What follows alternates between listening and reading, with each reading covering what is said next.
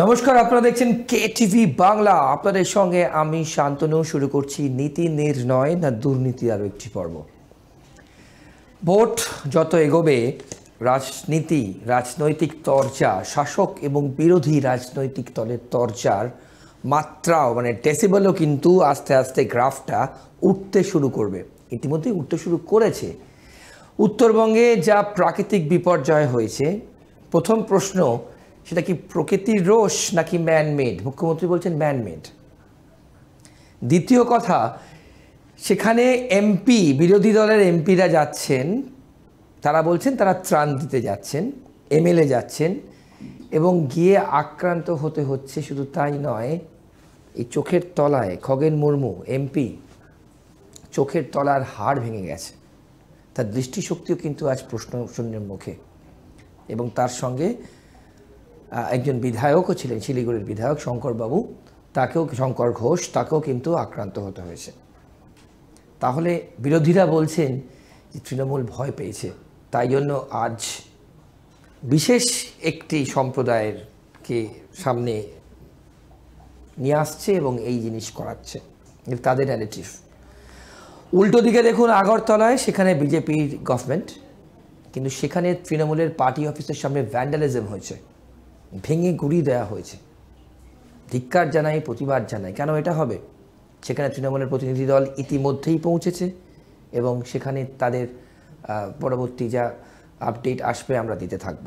আজকের পর্বে আমরা বিভিন্ন এই সমস্ত দিক নিয়ে আলোচনা করব এবং তার সঙ্গে এসআইআর কিন্তু শুরু। এসআইআর মানে কিন্তু তৃণমূলের কাছে আতঙ্ক, এটা বিজেপির স্ট্যান্ড, বিজেপি যা বলছে। এবং এসআইআর হয়ে যদি বঙ্গে ভোট হয় তাহলে তৃণমূল ডাবল ফিগারে নেমে যাবে, এটা বিজেপি বলছে। শেষ কথা আপনারা বলবেন, গণতন্ত্রের মানুষ শেষ কথা বলে। আমাদের আজকের পর্বে যিনি অতিথি আছেন, তিনি খুব একটি গুরুত্বপূর্ণ পদে আছেন শাসক দলের। আপনার সঙ্গে পরিচয় করিয়ে দেবো। বাদিকে বসে আছেন অমরনাথ প্রসাদ। অমরনাথ বাবু TMC state general secretary, SC এবং ওবিসি সেলের। অমরনাথ বাবু, আপনি কেটিভি স্টুডিওর প্রথমবার এসেছেন, কেটিভি বাংলা স্টুডিওতে। আপনাকে স্বাগত এবং নীতি নির্ণয় আর দুর্নীতি অনুষ্ঠানে স্বাগত।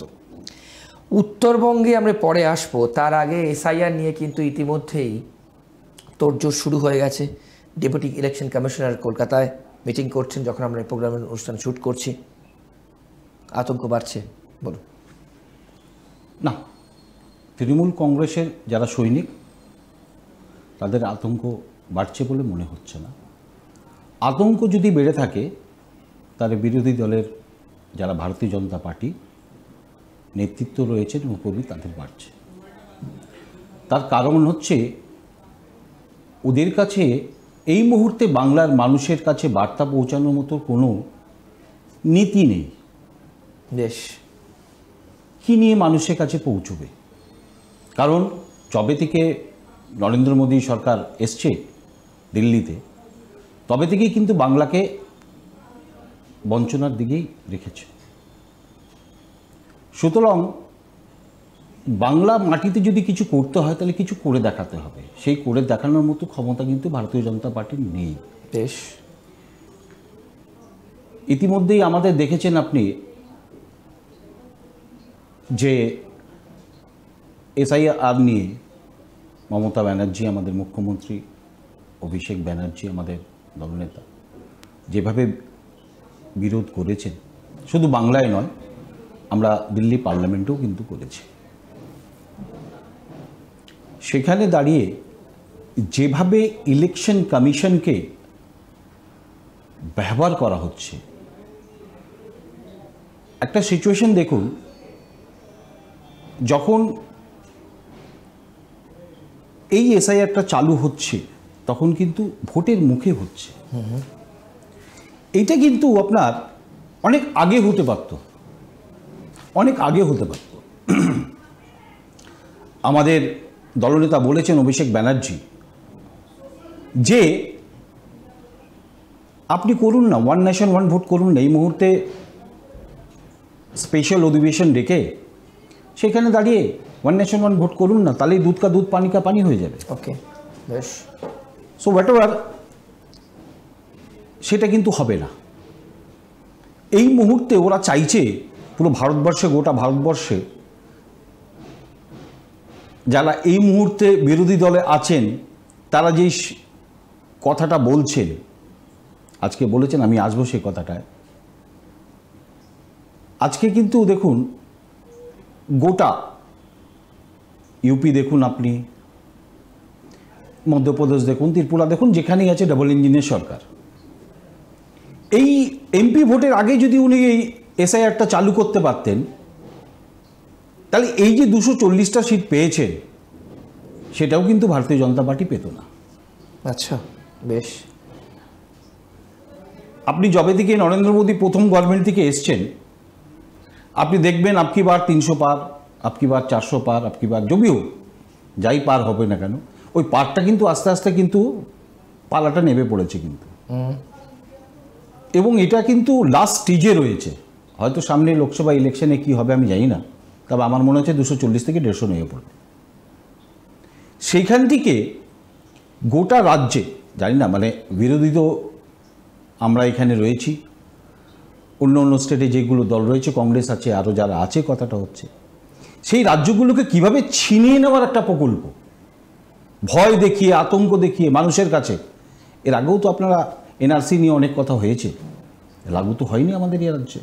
মানুষের আতঙ্ক, ভয়, তোমরা চলে যেতে পারবো, এই করতে পারবো, এই করতে পারবো। তো এই যে জিনিসটা রয়েছে, এই মানে এসআইআরটা ঠিক এই সময়টা কিন্তু ইলেকশন কমিশনকে যেভাবে ব্যবহার করে করছে, আমার মনে হয় কিন্তু সেটা বাংলার মানুষ কিন্তু মেনে নেবে না এবং মানবেও না। মাননীয় মুখ্যমন্ত্রী বলেছেন যে বাংলায় এসআইআর চালু হতে দেব না। আচ্ছা, এখানে আমি আপনাকে প্রশ্ন যেটা জিজ্ঞেস করবো, ইতিমধ্যে কিন্তু জ্ঞানেশ ভারতী কলকাতায় আছেন এবং তিনি ইতিমধ্যেই মিটিং করছেন।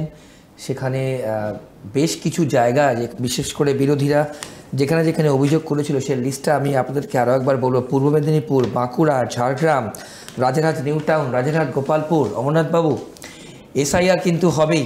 এসআইআর চূড়ান্ত প্রস্তুতি কিন্তু হচ্ছে এবং মাথার কিন্তু আপনার কপালের ভাঁজটাও দেখতে পাচ্ছি আমি। এই উত্তরটা আমি দিয়ে দিই। এক্ষুনি বললেন যে বিরোধীরা ইনস্ট্রাকশন দিয়েছে, বলেছি যে এই রাজ্যগুলো, তাদের আপত্তি রাজ্য নয়, এই জায়গাগুলো নিয়ে তাদের মেন আপত্তি। এরপর আরও জেলা আছে, যাই হোক, ঠিক আছে। তো এই বিরোধী দল যারা এখানে আছে তারা কেন ঠিক করে দেবে? এটা তো ইলেকশন কমিশনের কাছে, বিরোধীদের তো কাজই সেটা। না না, বিরোধীদের কাজ নয়, বিরোধীদের কাজটা হচ্ছে তুলে ধরা। কিন্তু যেভাবে শুভেন্দু অধিকারী ফোর্স করে এটা লাগু করার চেষ্টা করছে, সেইটা কিন্তু মানুষের কাছে কোশ্চেন। তা আপনারা করতে দেবেন না কেন? কারণ কি? আমরা করতে দেব না, এটা তো ইলেকশন কমিশনের ম্যাটার, আমরা এখানে বলছি না। কিন্তু তার আগে যেভাবে উত্তপ্ত হয়ে শুভেন্দু অধিকারী কিংবা ভারতীয় জনতা পার্টি পেছনে পড়েছে, তার মধ্যে কোনো অস্ত্র নেই। ইলেকশন কমিশন ছাড়া কোনো অস্ত্র নেই এদের কাছে, যেমন একসময় ইডি সিবিআই ছাড়াও কোনো অস্ত্র ছিল। বিরোধীরা তো বলছে দুর্নীতি ছাড়া আপনাদের কাছে কোনো অস্ত্র নেই। এইটা তো দুর্নীতি যদি হয়ে থাকে, তার জন্য তো শুভেন্দুবাবু এবং শুভেন্দুবাবু ভারতীয় জনতা পার্টি ইডি সিবিআই করেছেন। আপনি এটা বলতে পারেন? এত ইডি সিবিআই হয়ে যাওয়ার পরেও জানি না 56,000 না কতটা কেস হয়েছে, না 5,000 কত হয়েছে মনে নেই আমার সেই জায়গাটা, মাত্র কনভিকশন 8টা থেকে 9টা হয়েছে। তো এদেরই তো ইডি সিবিআই, তো সেটা করছে না কেন? এই কথা যদি প্রসঙ্গে আনেন তাহলে আমি একটা অন্য কথা তুলে আনতে পারি। না, আগে আপনি এসআইআরটা বলে নিন, তাহলে এসআইআর আতঙ্ক নেই। না, একদম নেই, আমাদের একদম নেই। বেশ, তো এসআইআর নিয়ে যদি তৃণমূলের আতঙ্ক না থাকে, এখানে সাধারণ সম্পাদক এসছেন, তিনিও বলেছেন এক কথা, যে যারা প্রকৃত ভোটার, আমরাও সে কথা বলছি, তারা যেন ভোট দিতে পারে এবং মানুষ যাকে ইচ্ছে ভোট দেবেন, গণতন্ত্রে আপনারাই শেষ কথা বলেন। আমি সেকেন্ড টপিকে যেটা যাবো, তার আগে আমি বলুন। আপনি বলেছেন যে শুভেন্দু অধিকারী কিংবা বিরোধীরা বলছে, বিরোধী মানে হচ্ছে শুভেন্দু অধিকারী, আর তো কেউ নেই বলার, যে ডাবল ফিগারে নেমে আসবে, তাই তো? এখানে যারা বিজেপির মুখপাত্র এসছেন, আপনি কয়েকটা এপিসোড দেখেছেন অমরনাথ বাবু, তারা বলছেন যে যদি এসআইআর হওয়ার পর ঠিকঠাক ভোট হয় তাহলে তৃণমূল কংগ্রেস ডবল ফিগারে নেমে আসবে। বলুন। ফাইন, আমি বিরোধীদের হোক কিংবা আপনার চ্যানেলের মাধ্যমে বলছি, 26-এ 26 হবে ভারতীয় জনতা পার্টি এই রাজ্যে। এখানে বিরোধী বলে কিছু থাকবে না, কারণ যেভাবে উন্নয়নের কাণ্ডারি বলে কিছু থাকবে না, না, সংসদীয় গণতন্ত্রের বিরোধী থাকবে না। বিরোধী ওই যে বললাম আপনাকে, যদি একটা সিট পায় সেটাও তো বিরোধীরা পাচ্ছে, হ্যাঁ বুঝুন ভালো করে। হ্যাঁ নিশ্চয়ই। কিন্তু আমি কি বলছি, এখানে 26টা পাবে এই মুহূর্তে। ভারতীয় জনতা পার্টি 64 যা 65টা আছে, 77 ছিল, কমে গেছে, যাই হোক 64-65। তো সেইখান থেকে কিন্তু 26-26 নেমে পড়বে। সেখানে কিন্তু মুখ দেখানোর জায়গা পাবে না, লজ্জায় কিন্তু এখান থেকে বিদায় নিতে হবে। এনার কথা নয়, এটা অমিত শাহ বলে দিয়েছেন যে এটাই কিন্তু আমার লাস্ট দেখা ওয়েস্ট বেঙ্গল, এরপর কিন্তু আর আমি ওয়েস্ট বেঙ্গলকে দেখব না। এত বেশি চাপ রয়েছে ওদের, যেভাবেই হোক ED, CBI, election commission, this that, যাই হোক না কেন, যেভাবেই হোক ক্যাপচার করতে হবে। এইটা কিন্তু ভারতীয় জনতা পার্টির মাথায় আছে, আর সেই প্রেশারেই কিন্তু সমস্ত কর্মকাণ্ড হচ্ছে। সেই কর্মকাণ্ডের মধ্যে আপনারা বিজেপির এমপিকে পেটাচ্ছেন। হ্যাঁ, এবার আসুন আপনি এটা এটা আমি প্রশ্ন করি না, আপনার সুবিধা উত্তর দিতে। আপনারা দেখেছেন সে ছবি, সেখানে উত্তরবঙ্গে যে ম্যাসাকার হয়েছে, প্রাকৃতিক বিপর্যয়, এটা কি ম্যানমেড? আগে আপনার ভার্সনটা নিয়ে। না, মাননীয় মুখ্যমন্ত্রী তো এটা বলেছেন, তো তার উপরে তো আমার বলাটা উচিত নয় যেটা উনি বলেছেন। এবার যদি আপনি পরবর্তী যে ব্যাখ্যাগুলো যদি চান, আমি আপনাকে ডিটেলসে বলতে পারি যে এমপির সাথে কি হয়েছে, এমএলএর সাথে কি হয়েছে, এই ব্যাখ্যাটা আমি দিতে পারি। বেশ, ওকে। তাহলে এমপি সেখানে খগেন মুর্মু গেলেন, যাওয়ার পর আপনারা সেই ছবিও দেখেছেন, শঙ্কর ঘোষ গেলেন, তাদেরকে যেভাবে আক্রমণ, বেনজির আক্রমণ, এবং তার পাশাপাশি মুখ্যমন্ত্রী, এটা মুখ্যমন্ত্রী বলেই সম্ভব যে তিনি কিন্তু খগেন মুর্মুকে দেখতে হসপিটালেও গেলেন। বলুন, এবার আপনি বলুন। এবার আমি বলি, উত্তরবঙ্গটা সবসময় বিজেপির গড়, এটা আপনি মানছেন? এটা আমি মানছি না। যত এমপি, 22টা এমপি এমএলএ রয়েছে, 4-5 জন এমপি রয়েছে, কথাটা তো গড় তো মনতেই হবে এটা। বেশ। এবার আজকে আমি একটা সুকান্ত বাবুর একটা ইন্টারভিউ দেখছিলাম, সেখানে বলেছেন ত্রিপুরাতে তৃণমূল বলে কিছু আছে নাকি। এই প্রশ্নের জায়গাটা আমি বলতে পারি যে তাহলে ওখানেও বিরোধী শূন্য, তাই তো ভেবে বলছেন। হয়তো আমাদের কোনো এমপি নেই, এমএলএ নেই, কিচ্ছু নেই, কিন্তু এটা বুঝুন, তার মানে উনি এটা বলতে চাইছেন যে ত্রিপুরাটা কিন্তু আমাদের গড়, এইখানে কিন্তু তৃণমূলের কোনো অস্তিত্ব নেই। ঠিক এই পাল্টা আমি কথা বলি, তাহলে ওই গড়টা তো ওনার গড়েই ওনার এমএলএ নেই, নাগরাকাটা এমএলএ নেই, কোনো কর্মী নেই, একটা এমপি যাচ্ছে, একটা চিফ হুইপ যাচ্ছে অপোজিশনের, উইদাউট এনি ইনফরমেশন, বলছেন ত্রাণ দিতে যাচ্ছি। ত্রাণ দিতে গেলে ইনফরমেশন দিতে লাগে? দাঁড়ান, ত্রাণ দিতে যাচ্ছি না, আপনি সেটা আগে আমার বলুন। ত্রাণ দিতে গেলে কি ইনফরমেশন দিতে লাগে? ইনফরমেশন কর্মীকে তো দিতে হবে, ত্রাণ তো উনি যাবেন না, কর্মী তো পাশে থাকবে। তো কোথায় গেল বিজেপি কর্মীরা? আচ্ছা, যেখানে গড়, তাহলে বিজেপি কর্মী নেই। আর ওইখানে যখন আপনারা এক কথা বলছেন, যাই হোক এইটা বলিনি আগে, 8টা গাড়ি নিয়ে গেছেন, 8টা গাড়ির মধ্যে 8টা মুড়ির প্যাকেট আছে কি? এত বড় প্রাকৃতিক দুর্যোগ যেখানে রয়েছে, যদি ত্রাণ নিয়েই যেতেন, মানুষ কিন্তু ওখানে চাকরিতে চাইতে যায়নি, কিংবা কোনো লেটার বানাতে যায়নি। ওখানে যারা সাধারণ মানুষ আছে, তাদের এত বড় ক্ষোভ রয়েছে যে তারা না খেয়ে মানুষ রয়েছে। তো ত্রাণ কোথায়? ত্রাণে একটা ছবি দেখাতে পারবেন ওনাদের? গেছেন তো ফটোশ্যুট করতে, তো জনগণ কি করবে? এমনিতেই ওরা যায়, ওখানকার এমএলএ হোক, এমপি হোক, যারা রয়েছেন তারা কিন্তু পাশে দাঁড়ান না, এরিয়াতে যান না।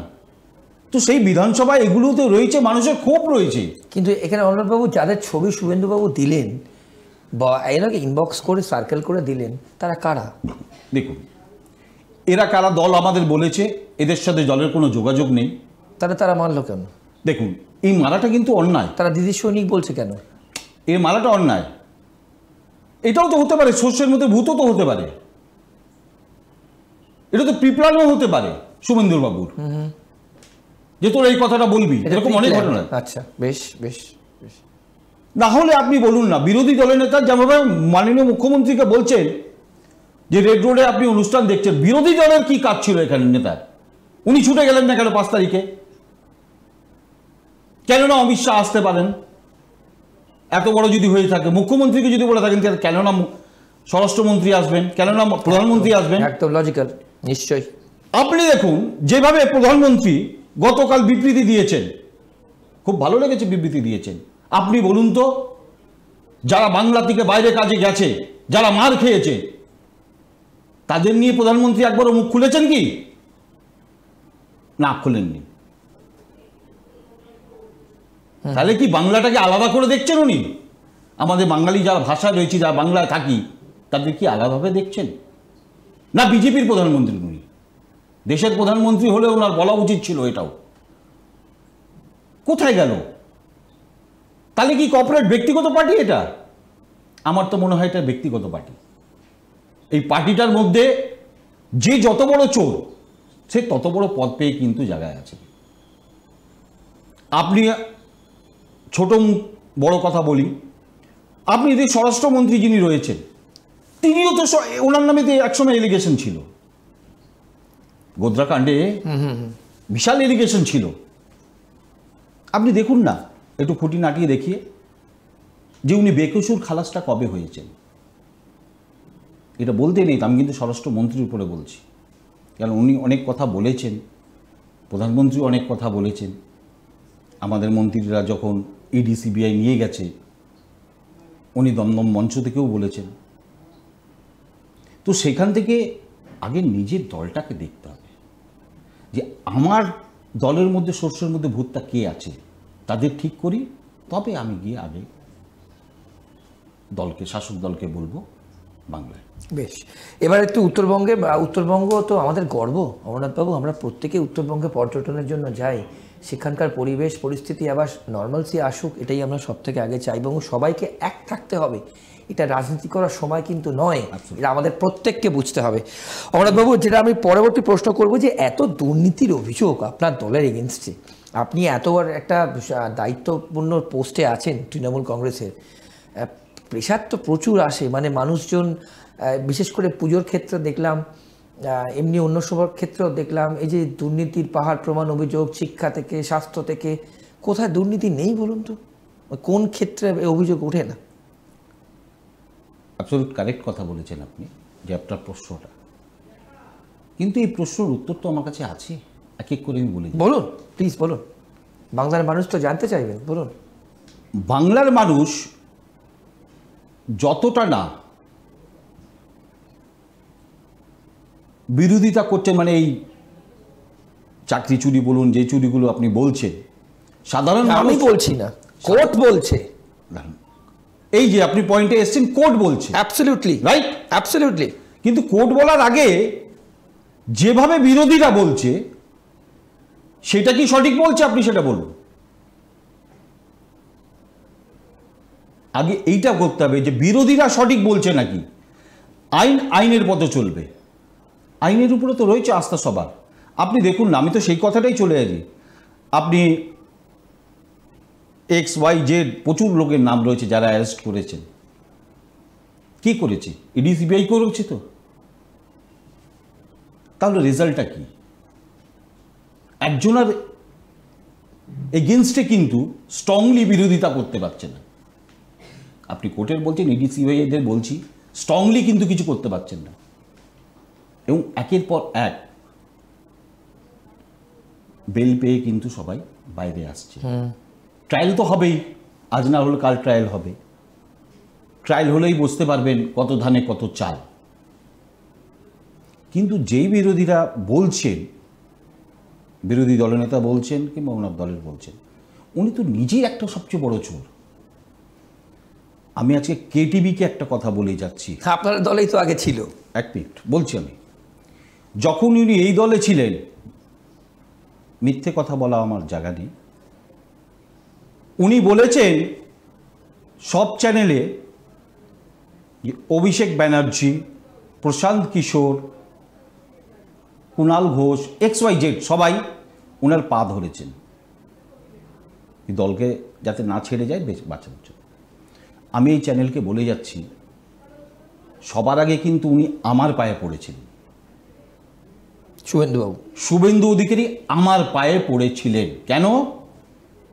আমার বলতে কোনো দ্বিধাবোধ নেই, তখন আমি কিন্তু ভারতীয় জনতা পার্টি করতাম, তখন আপনি বিজেপিতে ছিলেন। ওকে, বেশ। এবং ঈশ্বরের আশীর্বাদে খুব ভালোই চেনটা ছিল। বেশ। কোন সূত্রে এটা কোন বছরে? যখন উনি ট্রান্সপোর্ট মিনিস্টার ছিলেন, ইয়ার তো মনে নেই যখন ট্রান্সপোর্ট বছর ছিলেন কথাটা, নিয়ার অ্যাবাউট 7-8 বছর তো হবেই। 11:15টার সময় আমাকে কোনো সূত্রে আমাকে ডাকেন ট্রান্সপোর্ট ভবন, যেটা ধর্মতলায় আছে, রেড রোডের এরিয়াতে রয়েছে। আমি তখন যাই, আমি তখন বুঝতে পারি যে ওনার চোখটা কিন্তু একটু স্লাইডলি ব্যাকা আছে, মানে একটু ট্যানা থেকে, যেটাকে বলি আইট। আমি কিন্তু এতদিন জানতাম না, সামনে বসে দেখলাম। উনি আমাকে বললেন,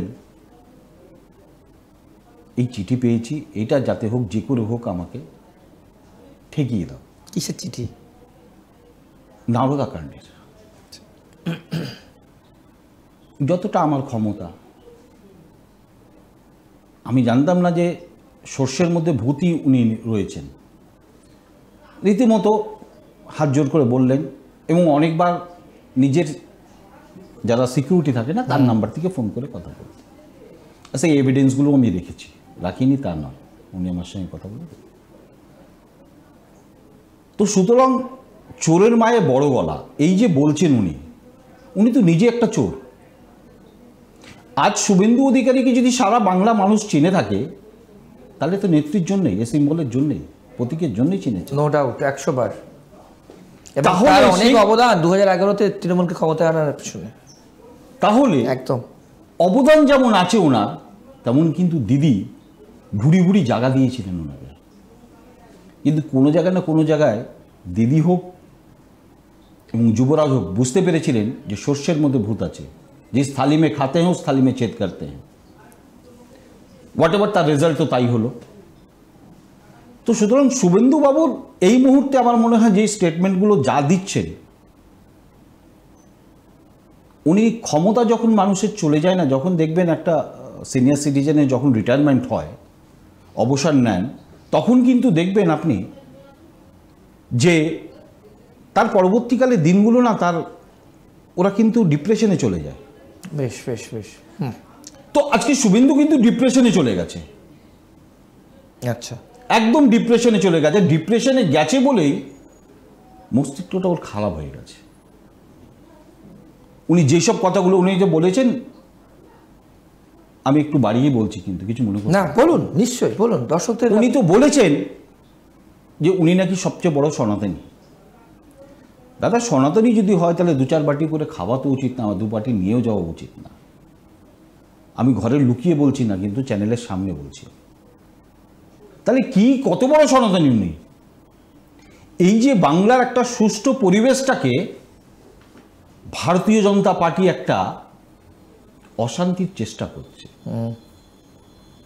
সেই জায়গা তৃণমূল কর্মী, সাধারণ মানুষ কাছে আমার অনুরোধ যে ওনার এইসব কথায় বঞ্চনায় পা দেবেন না।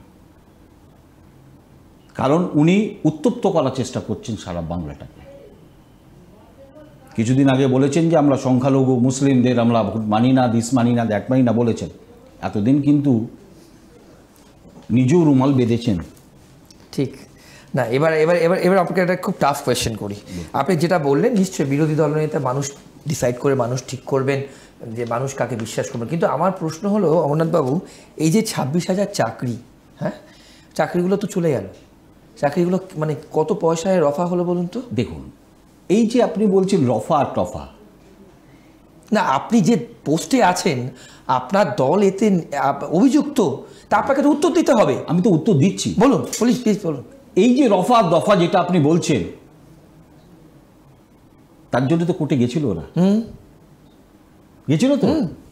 আপনি এটাও জানেন যে কতজন মারা গেছেন এখনো পর্যন্ত? অ্যাবসলিউট রাইট বলছেন আপনি। তারা তো যোগ্য শিক্ষক। হ্যাঁ, এবং এই সুপ্রিম কোর্ট থেকে নিয়ে আগে হাইকোর্ট, তারপর সুপ্রিম কোর্ট, সমস্ত জিনিস করেছে ওরা। এবং শিক্ষকরা সুইসাইড পর্যন্ত করছেন। এইটা তো আমি আপনাকে সেটাই বলতে চাইছি, যে কোনো কারণে হোক, যেভাবেই হোক, কোনো ভুল ত্রুটি যেখান থেকে হোক, কার ভুল ত্রুটি আমি জানি না। না, সেটা আগে আপনি কনফেস করুন যে যে এতে শাসক দল ইনভলভ। না, আমার দল কিন্তু ইনভলভ নয়। পার্থবাবু তাহলে কোথায় ছিলেন তখন? পার্থবাবু শিক্ষামন্ত্রী ছিলেন। কাদের শিক্ষামন্ত্রী ছিলেন? আমাদেরই শিক্ষামন্ত্রী। তাহলে আপনি ঘুরে বলছেন এক মিনিট। শিক্ষামন্ত্রী এখন কোথায় আছেন? আমি এখনকার কথা বলছি না মনে বাবু, এই যে দুর্নীতির অভিযোগ এটা তো আপনাকে কনফেস করতে হবে। যেহেতু শিক্ষামন্ত্রী ছিলেন সেই জায়গায় কিন্তু ওনার উপরে আঙুলটা উঠেছে, একদম রাইট, একদম।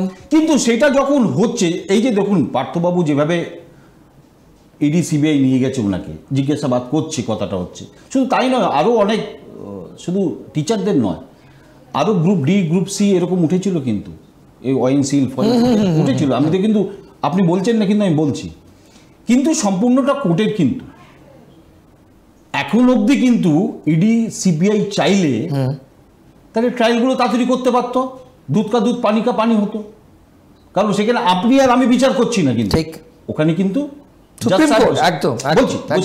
তো সেইটা ইডি সিবিআই করছে না কেন? সেই চাপটা দিচ্ছে পাচ্ছেন না কেন শুভেন্দু অধিকারী কিংবা ভারতীয় জনতা পার্টি? কি আপনি সেটা করুন, সেখানে তো বামেদের রোল ইম্পর্টেন্ট হয়ে যাচ্ছে। রাইট, তারা এসে কি বলছে, আপনারা সেটিং, তো এই সেটিং এর জন্য তো আপনারা বলছেন তোরা এটা দেখ, আমরা এটা দেখছি। কিন্তু এই বাম আমলের, আমি বলি এই বাম, হয়তো আমার মনে হয় বিকাশ রঞ্জন ভট্টাচার্য যিনি আছেন অ্যাডভোকেট, আমার মনে হয় ওনারই সবচেয়ে বড় ভুল। উনি বোধহয় অ্যাপিল করিয়েছিলেন, এই নিয়ে আমি বলেছিলাম, ঠিক মনে নেই আমার, কথাটা হচ্ছে যখন চাকরি গেল কথাটা হচ্ছে তখন। তো ওরা সেটিং ফেটিং এরা তো বলবেই, ওটা নিয়ে তৃণমূল কংগ্রেস আমাদের রাজ্য আমরা টেনশনে নেই। আমি এইটুকুনি বলতে চাই, ব্যক্তিগত ওপিনিয়ন, जो जैसा करेगा उसको फल वैसा मिलेगा। হ্যাঁ একদম একদম, এটা আমি 100% আপনার সঙ্গে একমত। अब सवाल है, একটা কথা বলি আমি, আপনি বলুন, আপনার সামনে আপনাকেও আমি একটা প্রশ্ন করছি আপনার চ্যানেলের থ্রু থেকেই, যে এই রাজ্যে ইডি সিবিআই এর ভূমিকাটা কি আপনি আমাকে বলতে পারবেন? আমি কোশ্চেন, অন্য রাজ্যে যায়, এই রাজ্যেও তাই, কি ভূমিকা? হয়তো এই কথাটা তোলা উচিত নয়, যেভাবে অভয়া ঘটনা ঘটেছিল মোহাম্মদ, সবাই দুঃখিত, কিন্তু আমরা কিন্তু আমাদের রাজ্য সরকার পুলিশ কিন্তু অন্তত একজনকে অ্যারেস্ট করেছিল। যাই হোক, যেভাবেই হোক না কেন, সিবিআই চেয়েছিলেন, সিবিআই হয়েছে। আপনি বলুন তো, রেজাল্ট কিন্তু এখন অবধি আছে কোনো জায়গায়? ঠিক। তাহলে শুভেন্দু বাবু আজকে অভয়া মা বাবাকে নিয়ে নবান্ন চলল অভিযান, আপনি বুঝুন, সেখানে ভারতীয় জনতা পার্টির, তার মানে এইখানে কোনো নীতি নেই, আদর্শ নেই যে মানুষের কাছে পৌঁছবে। সুতরাং ইউটিলাইজেশন, ভুল বুঝিয়ে মানুষকে, তার বাবা মাকে ভুল বুঝিয়ে চলো, বেশ জানেন যে শয় ভিড়ের মধ্যে কিছু একটা হবে, নিজেদের মধ্যেই কিছু একটা হবে। অনেকে ক্যামেরা আসার জন্যে না ধাক্কা খেলেও ধাক্কা খেয়ে যাব, ফুটেজ, যেমন নাড়ুগোপাল আছে, কৌস্তব বাগচি, ও ফুটেজ নেওয়ার জন্য সব কিছু করবে। তার কারণটা হচ্ছে এদের আর কোনো, কৌস্তববাবু এসেছিলেন এখানে, বলেছেন স্টেটমেন্ট বলেছেন, কথাটা হচ্ছে। তো এইসব জিনিসগুলো ভারতীয় জনতা পার্টি বন্ধ করুক, যদি সত্যি করে হয় মানুষের সাথে। এই যেভাবে উনি আমাকে বলছেন, আমি ওনাকে বলছি, আমার মনে হয় এই প্রাকৃতিক যে দুর্যোগটা হয়েছে, পাশে দাঁড়ানো একদম একদম একদম একদম। সবাই একদম শেষ এক লাইনে উত্তর দেবেন, প্রার্থী হচ্ছেন কি? দল যদি মনে করে তাহলে অবশ্যই হবে। কতটা আশাবাদী আপনি জিততে পারবেন? 100%। এসআইআর হওয়ার পর 100% জিততে পারবেন। কিন্তু একটি প্রশ্ন আপনি ছেড়ে দিলেন, যেটা আমার খুব খারাপ লাগলো, যে প্রশ্নটা হয়েছিল খগেন মুর্মুকে দেখতে গেলেন আর ওনাকে দেখতে গেলেন না। এটা একটু বলুন, আপনি একটু এক লাইনে বলুন। হ্যাঁ, সংক্ষেপে বলুন। এটার পেছনে আমি আগেও বলেছি যে শস্যের মধ্যে কিছু ভূত আছে, সেটা মাননীয় মুখ্যমন্ত্রী দেখছেন। খগেন মুর্মু সাহেবকে দেখতে গেছেন এবং সজলবাবুকেও দেখতে যাবেন বলে কিন্তু উনি দেখা করতে চাননি, সেই জন্য কিন্তু মাননীয় মুখ্যমন্ত্রী যাননি। শঙ্করবাবু,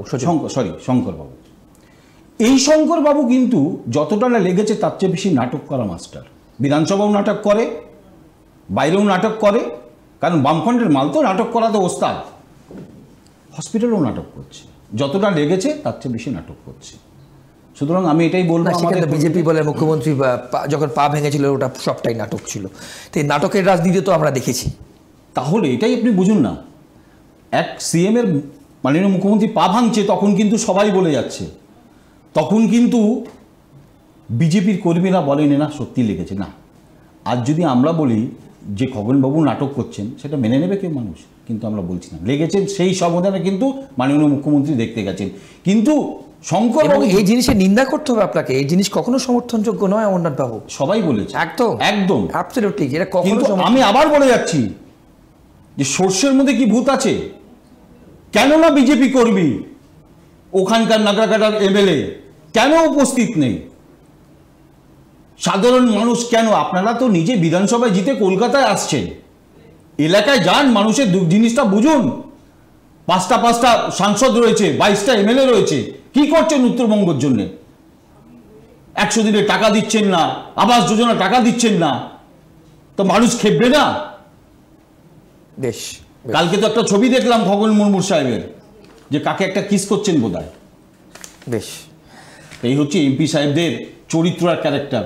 বেশ। যাই হোক, অমরনাথ বাবু, আপনার সময়ের জন্য অনেক অনেক ধন্যবাদ। যদি আপনি প্রার্থী হন, অনেক শুভকামনা থাকবে এবং আপনি আগামী দিনে আমাদের নির্বাচন কেন্দ্রিক অনুষ্ঠানে আমাকে আমন্ত্রণ জানিয়ে রাখলাম। হ্যাঁ দাদা, নমস্কার। নমস্কার। KTV বাংলার আজকের পর্ব আমরা এখানেই শেষ করছি, নীতি নির্ণয় না দুর্নীতির, এবং আমাদের এই পর্ব চলতে থাকবে, অনুষ্ঠান চলতে থাকবে, বিভিন্ন অতিথিরা আসবেন, প্রত্যেকে আপনারা চেনেন যারা আসবেন, এবং তারা তাদের যা বিশ্লেষণ আপনাদের সামনে তুলে ধরবেন। নির্বাচন যত এগোবে তত কিন্তু আমরা আমাদের আলোচনা আপনাদের গভীরে নিয়ে যাব এবং আপনাদের সামনে রাখবো। ভালো থাকবেন এবং অন্যান্য সব খবরের জন্য দেখতে থাকুন KTV বাংলা। নমস্কার।